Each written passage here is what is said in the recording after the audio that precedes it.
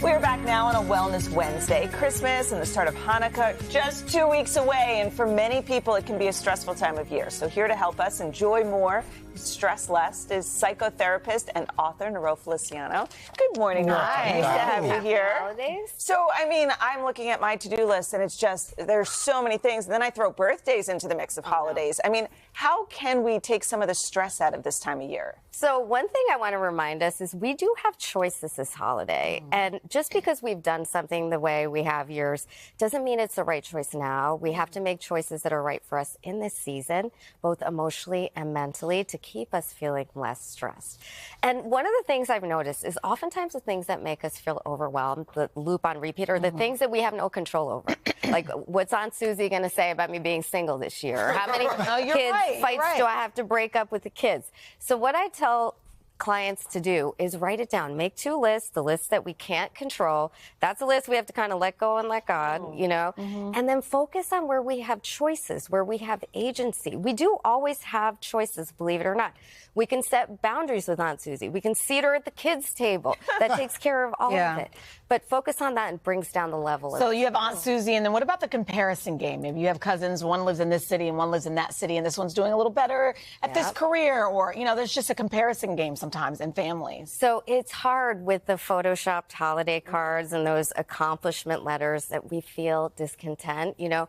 But every therapist will tell you no one is exempt from issues. We just don't photograph them for our holiday cards. Like, maybe we should. We'd all feel better, right? So what I say is comparison can be helpful, though, but we need to compare to ourselves, right? So take a look at your past year.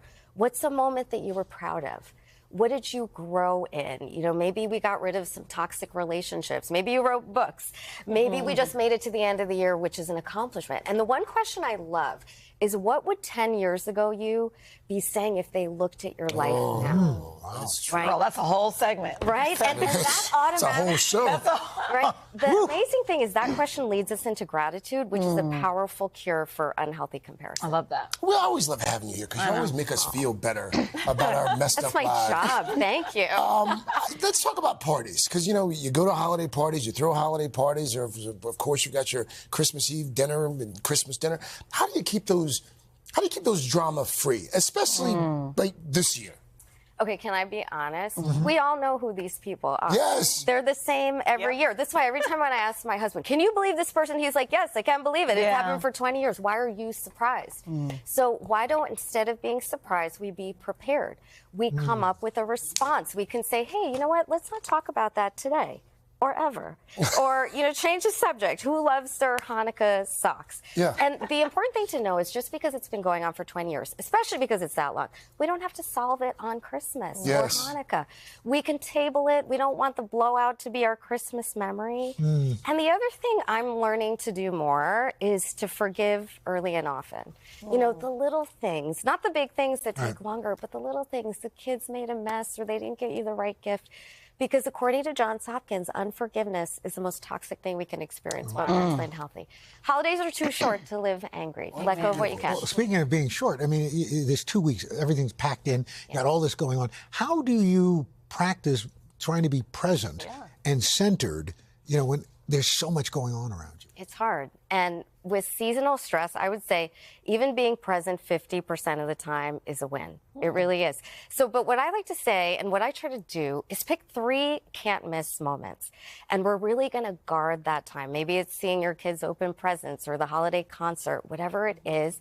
Take mental snapshots when you're there. Those are the things you're going to pull out for later. And it actually works when we're intentional. And we want to simplify life around those times. So instead of elaborate Christmas brunch, maybe we put out platters. Because the thing we want to remember is connection over perfection. Yes. Right? Because that's what we're going to remember at the end of it, how our kids felt, how we felt. The other thing I like to do is create a daily ritual, 15 to 20 minutes, what brings you joy. And that way we can experience that goodness, even amidst the stress. For me, it's getting up early in the morning, sitting by my tree, candle, coffee, a little prayer and meditation. So think about what brings you joy. And lastly, and especially for all of you, receive the joy that you bring other people. Do you realize the really impact nice. that has when you're out there saying hello that joy may make that person able to care for their elderly parent, nicer to their kids or partner. It's powerful. You should help us connect. You should send us a bill. Like sitting here, just listening. Send us a bill. I will pay it. Thank you for calling Send us. the bill. We're going to pay the bill. For the holidays. For more on simple ways to have a meaningful holiday, check out Niro's latest edition of her column, Is This Normal? At today.com. It's a great That was column. really, really good. Thank you. Thank you. Thank you. Hey, thanks for watching. Don't miss the Today Show every weekday at 11 a.m. Eastern, 8 Pacific on our streaming channel, Today All Day. To watch, head to today.com/allday or click the link right here.